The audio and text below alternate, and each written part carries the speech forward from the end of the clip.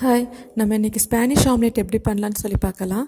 அதுக்கு நல்லா சூடான எண்ணெயில் நல்லா தின்னாக ஸ்லைஸ் பண்ண பொட்டேட்டோஸை ஃபஸ்ட் ஆட் பண்ணிக்கோங்க.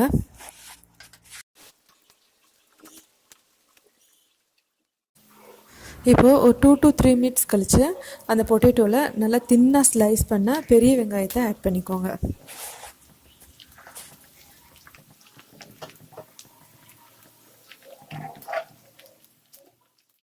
இப்போது உருளைக்கிழங்கு கீழே ப்ரௌன் ஆனதுக்கு அடுத்தது இப்போ உருளைக்கிழங்கு எல்லாத்தையும் நீங்கள் திருப்பி போட்டுக்கோங்க. திருப்பி போட்டு வேக வைங்க.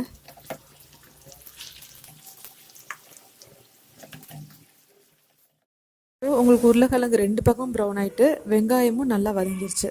இப்போ நீங்கள் கேஸ் ஆஃப் பண்ணிவிட்டு இந்த பொட்டேட்டோவையும் வெங்காயத்தையும் எண்ணெயிலேருந்து தனியாக பிச்சு எடுத்து வச்சுக்கோங்க.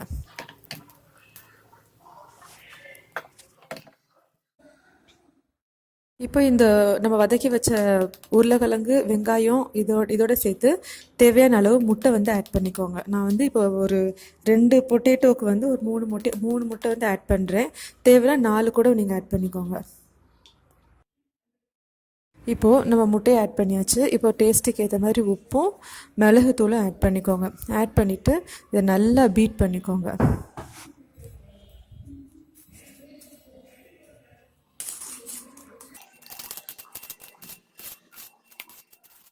இப்போ பீட் பண்ணியாச்சு. இதை வந்து நீங்கள் மூடி ஒரு 5 to 10 மினிட்ஸ் வந்து இதை ஊற விட்டுருங்க. ஓகே, இப்போது 10 மினிட்ஸ் ஆகிட்டு நம்ம திறந்து பார்ப்போம். இப்போ வந்து அந்த உருளைக்கிழங்கு வந்து முட்டையை வந்து கொஞ்சம் அப்சர்வ் பண்ணியிருக்குது. இப்போ வந்து நமக்கு முட்டை வந்து கொஞ்சம் பத்தாது. நம்ம தேவை அப்படின்னா இன்னும் 2 முட்டை நம்ம ஆட் பண்ணிக்கிறலாம். இப்போ இந்த முட்டையை வந்து பேனில் ஊற்றி நம்ம ஆம்லெட் மாதிரி நம்ம போட போகிறோம்.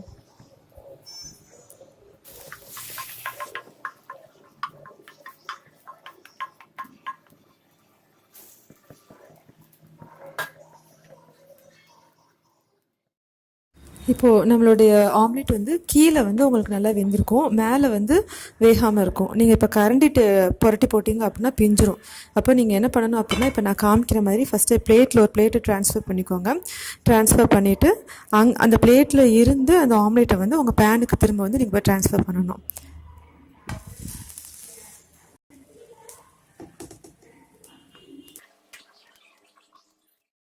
இப்போ வந்து நம்ம ஆம்லேட் வந்து வெந்துருச்சா இல்லையான்னு சொல்லிட்டு லைட்டாக குத்தி பாருங்கள். உள்ளே எல்லாமே வெந்துருச்சான்னு சொல்லிட்டு லைட்டாக குத்தி பாருங்கள். இப்போ வெந்துருச்சு நமக்கு. ஸோ இதை இப்போ நீங்கள் எடுத்துட வேண்டியதுதான்.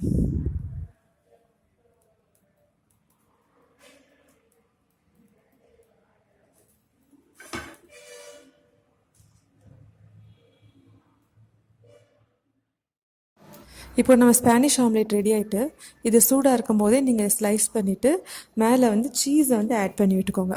ஆட் பண்ணிட்டிங்கன்னா கொஞ்சம் நேரத்தில் அந்த சூடுக்கு அது உருகிரும். அதுக்கடுத்தது அந்த சீஸையும் ஆம்லேட்டையும் நீங்கள் ப்ரெட்டுக்குள்ளே வச்சு நீங்கள் சாப்பிட்டிங்கன்னா ரொம்ப நல்லாயிருக்கும். இது கண்டிப்பாக நீங்கள் ட்ரை பண்ணி பாருங்கள்.